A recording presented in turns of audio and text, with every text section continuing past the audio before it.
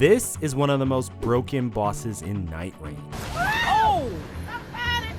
He needs some milk! And in this video, I'm going to be taking control of him and using him to try and beat the game. If I die 3 times and the run is officially cooked, then this video will not end until I've lost all of my lives or defeated the Elden Beast. Enjoy. Welcome back to Amazing Chest. I'm on a quest to beat Elden Ring while playing as every single boss, and if that sounds like something you'd enjoy, then go ahead and subscribe because YouTube doesn't always recommend. I have completely replicated the stats and power of the Nightreign Castle Basement boss. Let's see if this guy has what it takes to beat the game. As I mentioned in the intro, we're going to try to beat the game, but there are actually 3 goals in total that we need to accomplish in this video. I need to beat the Elden Beast, I need to reclaim the Shaded Castle, and the last objective I'll reveal if we manage to complete the first 2. Before we head over to our first destination, let me tell you guys the plan. If you played Nightreign before, then you are definitely familiar with how deadly this boss is, but if you ask me, his real strength is his defense. The biggest problem I have whenever I do these playthroughs is that most bosses I'm controlling don't have any iframes or ways of preventing damage, but the Bell-Bearing Hunter is not one of those bosses. In addition to his solid damage absorption, he also has a shield bash, which allows him to attack and defend at the exact same time. Any attacks that come in contact with his shield during this animation will have their damage reduced significantly. And if that wasn't enough, he also has virtually infinite poise. This means that unless we get stance broken, none of our attacks can be interrupted, and this opens up the door for some pretty insane boss fights. Couple that with one of the best movesets I think I've ever used in this series, and I'd say as long as we don't choke on our aspirations, then the Bell-Bearing Hunter's performance should be impressive.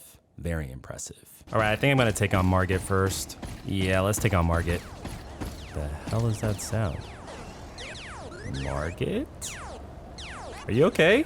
And why are you naked? What happened to your clothes? I sold them to buy gems in Doomsday: Last Survivors. This video is sponsored by Doomsday: Last Survivors, easily one of the most addictive mobile strategy games I've played in a long time. If you download the game for free, then you can win just under $2,000 worth of in-game gems in a $300 pack. Doomsday: Last Survivors is a post-apocalyptic survival game where you build your shelter, train heroes, and fight back against zombie hordes while battling other players in real time. You get to zoom around a fully spherical map, deploy squads, and micromanage every single move like it actually matters, because it does. The game mode I've been enjoying the most is called Bounty Ground. It throws you into a massive 99-player death zone where you search abandoned battlefields for supplies, build up your army, and take out everybody else before they do the same to you. You're looting, surviving, evolving, and the tension is non-stop. Every battlefield feels different, every move could be your last, and you're gonna need backup. So I made an alliance for those of you who wanna play. When this video goes live, I'll be on for a couple of hours, so join me in my alliance. I'll be on this server in this location, and the alliance name is AmazingChestAlliance. Use my link or scan the code on screen and you'll get just under 2,000 bucks worth of in-game gems, a $300 starter pack, and a limited shelter skin just for logging in for 7 days. The best part about Doomsday: Last Survivors though is the fact that it's free, so download it now and let's see if you have what it takes to survive. Thanks again to Doomsday: Last Survivors for sponsoring this video. Alright, since Margit's busy playing Doomsday: Last Survivors and I really don't want to fight a naked guy, I'm going to take advantage of our sprinting speed and head over to Liurnia instead. Unlike Libra in my last playthrough, the Bell-Bearing Hunter is small enough to fit through the Academy halls, and he actually has some solid magic defense. When I get to Liurnia, I am soon ambushed by a bunch of Revenants, but I don't think they had any idea what they got themselves into. The Royal Revenant backs off very fast after my shield slam takes out like 70% of his HP, but no teleport can escape the Executioner's blade. If we want to enter the Academy, then we need to grab the Glintstone key first. Usually I sneak around the dragon that's guarding that key, but being that we're the Bell-Bearing Hunter, I decided to test my abilities instead. In just 2 dancing sword combos, Smaragd is already down to 30% HP, and that's when he takes to the skies to try and cover me in fire. It barely tickles the Hunter though, and as soon as he comes back down, we make sure he stays down once and for all. As the sun starts to set, the Bell-Bearing Hunter marches on the Academy. The gate town defenses do their best to stop him, but it looks like a recreation of that hallway scene in Rogue One. Suffice to say, I make it through pretty easily, and I genuinely have no idea what caused the seal to turn red. It's almost like they sounded the alarm or something. Riding up the elevator, I dispose of the guards effortlessly.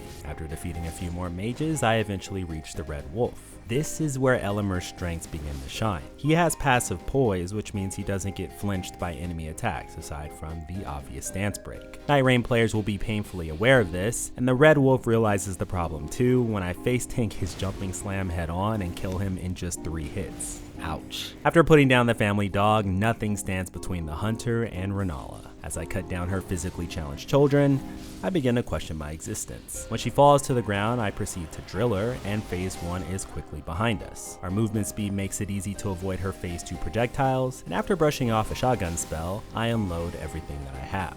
Wait, drill? Unload?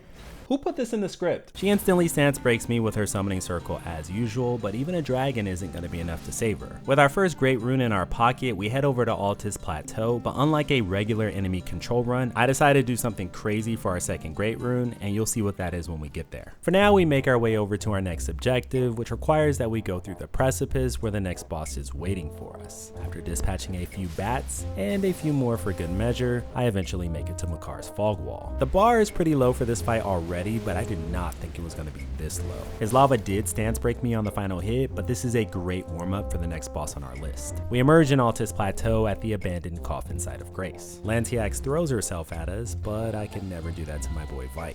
After reaching the Erdtree Gazing Hill, instead of going directly to the capital outskirts, I decided to turn left and head into the ravine. At the end of it stands the Shaded Castle, home of, well, us. Except at this moment it's occupied by an imposter and we don't accept squatters. A Bellbearing Hunter mirror match is gonna get ugly fast. I've been holding back a few moves until now, but it's time to bust out the drill. This goes without saying, but our twin is built like a tank and literally does not have animations for walking back or disengaging. This means whoever face tanks the other the most wins, and right now our scaling should give us the upper hand. When the fight starts, we both open with a shoulder charge. If you noticed, neither of us took damage, and the reason why is because this tackle has blocking frames during the animation. This is definitely something I'm going to be using as a defensive tool if the need arises in future fights. The Nightreign scaling of our Bellbearing Hunter is more than enough to overpower a mid-game Elemer, and he ends up dying without even getting us below 80% HP. After a hard-earned win, I took some time to celebrate, and that's when the unexpected happened. It's been so long since I've played vanilla Elden Ring. Also, I cannot climb ledges. Can you imagine how easy this area would be? Climb up ledges. Ow. Ow. I think there's an elevator though, and if that elevator is... Yep, the elevator's not activated, and I have the dogs and the Valkyrie on me. Okay. Oh shit, you're here. Whoa! You ever see a Bellbearing Hunter do this? Yeah, why are you so fast? Watch this, watch this. Okay, I was in my iframes. Are you seeing? I actually want to look back at the footage on this. Is this a netcode thing? Because none of my iframes are working. No, this is a Bellbearing Hunter thing, bro. It's not. It's not. I'm going to look back in the footage. I'm going to be in the rolling animation. I'm serious, by the way. Bro, just predict. I'm in the animation. Here, man, how do I grab? How do I... Oh shit, that's not how you grab. The animation turned... Ever seen this one? Okay, oh, that was cute. That was a lightning. Okay, well, he just can't even do that in Nightreign. I don't even know what's going on anymore. I'm getting Goomba stomped. Oh, yeah. Why do you keep coming back? Drink your Estus, drink your Estus. I need to win fair and square. You want me to drink my Estus? Yeah. This time, I'm not even going to roll anything. Screenshot! I'm screenshotting it! What is going on? What am I doing right now? Playing as a boss is not all it's cracked up to be. Imagine having to kill the same dude over and over again until he eventually wins. If you're enjoying this video so far, then don't forget to leave a like. Now that our first objective was completed, it was time for our second great rune. My plan is to challenge Rykard, so we're gonna head into the ravine and cross the bridge toward Mount Gelmir. A grafted Scion tries to jump us, but the Yokid drill is rated E for everyone. I decide to ignore the falling star beast, then eventually arrive in Volcano Manor. Godskin Noble, our long-awaited meeting has come at last.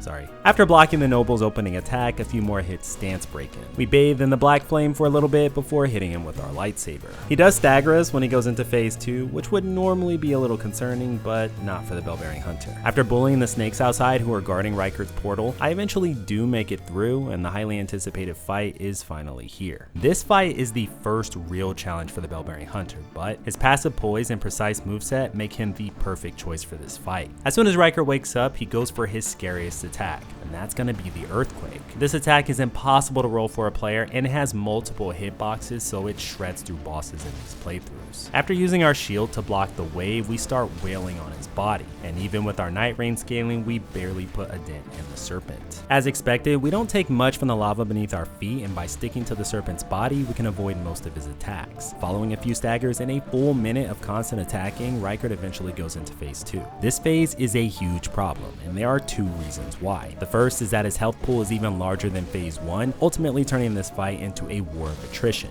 The second are his flaming skulls, which fly across the arena with a constant hitbox. These skulls will track us from basically anywhere and can even catch us off guard if they come out of the ground. The best way to deal with them is with our movement. As soon as they get too close, I use the charge to reposition and damage Rykard at the same time. We do get clipped at some points and even staggered by the lava, but we're still at around 50% health and Rykard is at the same. Another stance break gives me 20% more damage while Rykard's on the ground, and after one more drill, we barely make it out alive. With 2 Great Runes acquired and our first objective completed, as long as we don't die on our way to Morgott, then we should be fine. Hopefully. If we're not careful, then this Sentinel can actually be a problem. Despite the fact that he has passive poise too, I noticed that our shield attacks can actually flinch him, and in a fight against a boss that hits as hard as he does, we absolutely need this advantage. When he goes into phase 2, he does manage to get a stance break, but as soon as I'm back on my feet, I'm able to land one myself.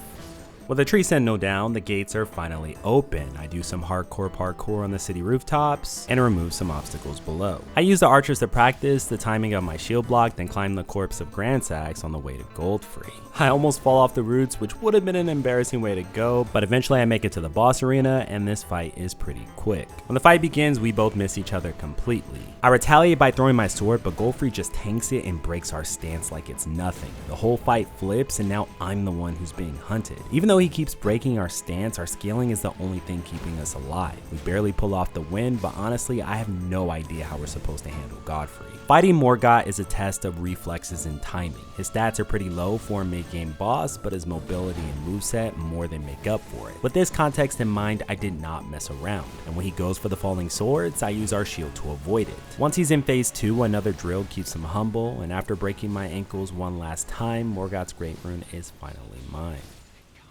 3 lives, 2 Great Runes, and 1 medallion later, I'm gonna enter the Forbidden Lands on our way to the lift. On the way there, I get ambushed by a Black Blade Kindred, and he quickly reminds me exactly why this place is forbidden. After barely beating the gargoyle, I light up the rolled elevator grace since we'll be coming back here a little bit later. I take the lift up to the mountaintops and cross the frozen lake. Because the storm is really annoying, I decided to take out Borealis, but unlike his fight in Nightreign, he actually goes down pretty easily. The fire giant starts the fight by trying to drown me in snow, but a well-timed shield charge blocks all of the damage. A dancing blade combo breaks his splint, and after barely escaping from his firestorm, another charge blocks his snow wave before sending him into phase 2. This phase is just a matter of dodging his oversized fireballs, and after a few minutes, the fire giant goes down, and we make our way up the chain and into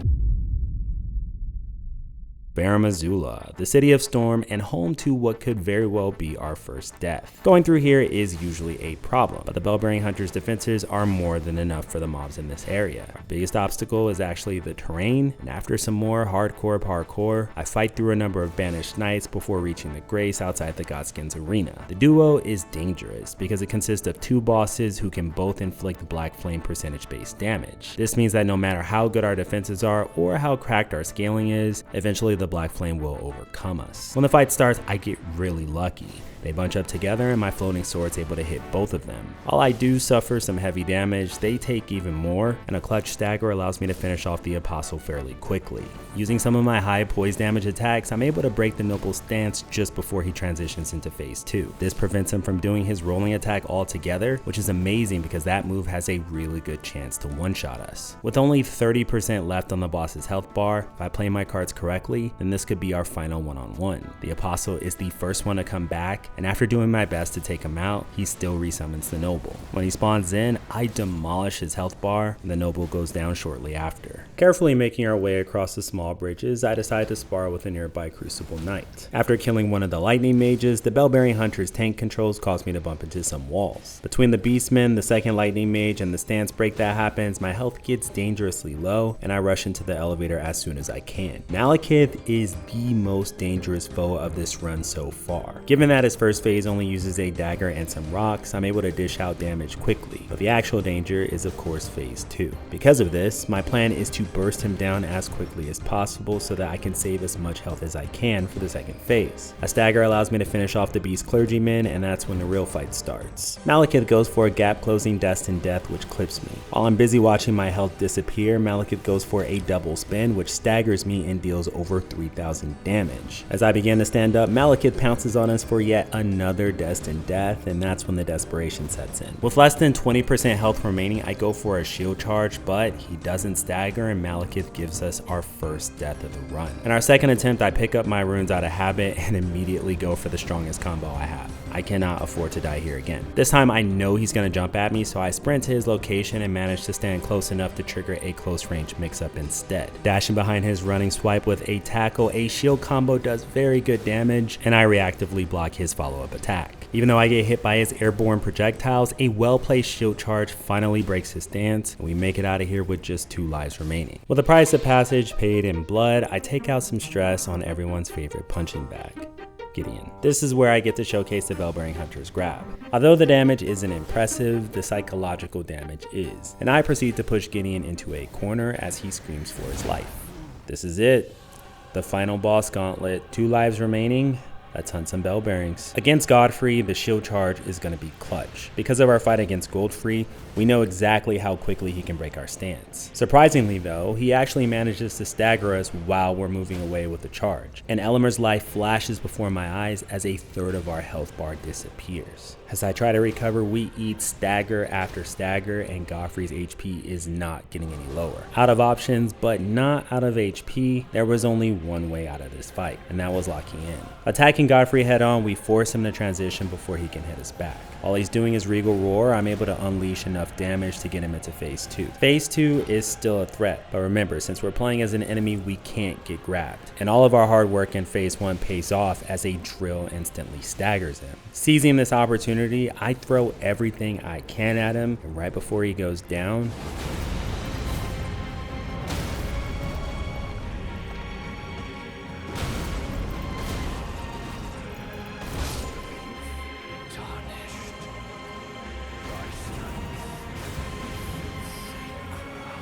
we step into the Erd Tree and prepare to fight Radagon. We are very resistant to strike and holy, so this fight shouldn't be too much of a problem. The initial exchange goes in my favor, and I even manage to pull off the drill without getting staggered. Unsurprisingly, Radagon eventually breaks through my 80 poise before I can put a dent in his 120. By the time I do get the stagger on him, his health is significantly lower than ours. While I don't have an answer to him flying up for his phase 2 transition, what I can do is block his attack, so that's exactly what we go for. When the smoke clears, we're the only one left standing. Without Torrent, the Elden Beast is usually pretty bad, but the Bellbearing Hunter's movement speed allows us to run circles around it. Despite some poor positioning on its nuke attack though, I do manage to get clipped, and when he runs away and starts spamming projectiles, a well-timed charge blocks most of his wave of gold. When he goes for the nuke, I actually dodge it this time, but when he eventually goes for Elden Stars, the stance break ends the fight. With the main game officially beaten, we complete our second objective, and that reveals the secret objective, which is to take out Malenia. I chose Malenia because she's a pretty difficult fight, and her portrait is ominously hanging in the Bellbearing Hunter's boss room. With the first half of the secret medallion obtained, we head into Castle Sol to get the second from the hands of Commander Niall. His Banished Knight shouldn't be too much of a problem, but the fact that there's so many could always change that. Walking by a Tibia Mariner, I am tempted to kill it, but I'm quickly reminded of how good his defenses are thanks to that Limgrave video where I tried to fight Hoarah Loux. Once I enter the castle, I start by taking out out some Guardian Lions. I make sure to avoid the Warhawk because even Elemer doesn't want to fight those. My goal against Commander Niall is to take out the Banished Knights first. Once they go down, I can handle Niall in a one-on-one. A clean thrust into a slam combo gets rid of the Greatsword Knight, but when I go to take out the Shield one, Niall joins the fray. Rather than humoring him though, I keep my attention on the Shield Knight, and before long that one eventually goes down too. Thanks to some collateral damage, Niall is already at half HP, and when he starts to enter phase 2, I dash out of his AoE. A well-timed shield charge blocks his jump slam, and I get a good combo in return. Niall does manage to get a frost proc, which takes our HP down by a lot, but it isn't enough to finish us, and I'm able to kill him before he can kill me. Now that I have both halves, I take the secret medallion to the rolled lift. I speed run through the secret passage and eventually enter the consecrated snowfield. Miquella's Halig tree is one final test. Our speed actually works against us here because one wrong step could mean dying. We managed to go through the parkour section and the patrolling ants just fine. On our way through, the spear crystallian somehow follows us on the rooftops, which is the first time I've actually seen him do that. And after denying yet another mage, it's already time for Loretta. Loretta, Knight of the Halig tree, is a somewhat unpredictable boss. In the playthrough I did as Caleb bosses, she somehow managed to defeat Radagon. When the fight starts, she corners herself pretty quickly, and a dancing blade into shield combo brings me into melee distance. I attempt to capitalize on my shield stuns, but she back hops away with her magic arrow. A dancing combo while she staggered brings her to low HP, and a well-placed drill during her transition staggers her again.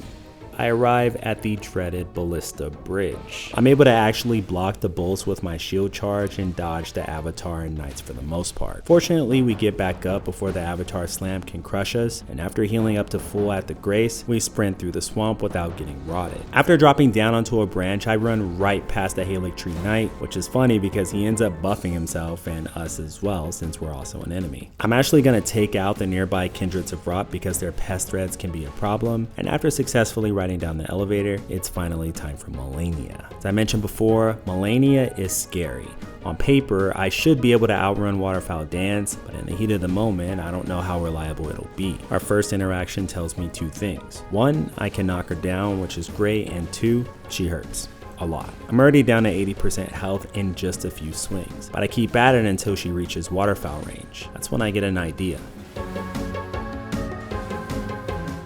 The last Waterfowl clipped us, but that went a lot better than I expected. She did heal a lot though, since somehow her life still works on blocked attacks. Most of my attacks seem to be able to knock down Malenia. The tough part is when she gets a combo with full hyper armor though. She basically just gets a free pass and can do whatever she wants without being interrupted. By the time we reach phase 2, the Bellbearing Hunter is under 50% HP, and this is gonna be close. Outspacing her Scarlet Ionia, I only managed to get a couple of attacks in before she ends up going for it again. As soon as she's done stalling, I hit her with a shield slam, which knocks her away, and she finds herself in perfect range for some Scarlet clones. I do my best to shield charge out of there, but I do get clipped on multiple attacks, and this does some insane damage. I'm left with about 10% HP, and this attempt is pretty much over.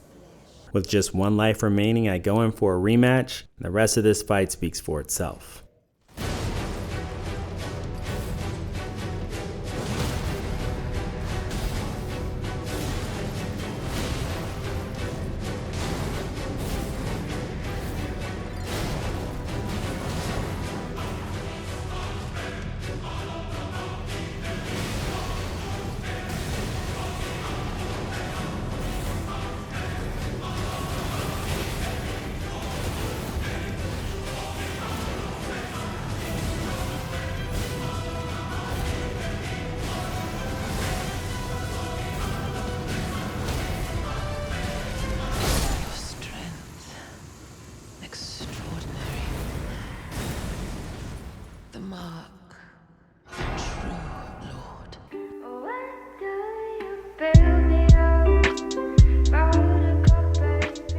Bye-bye.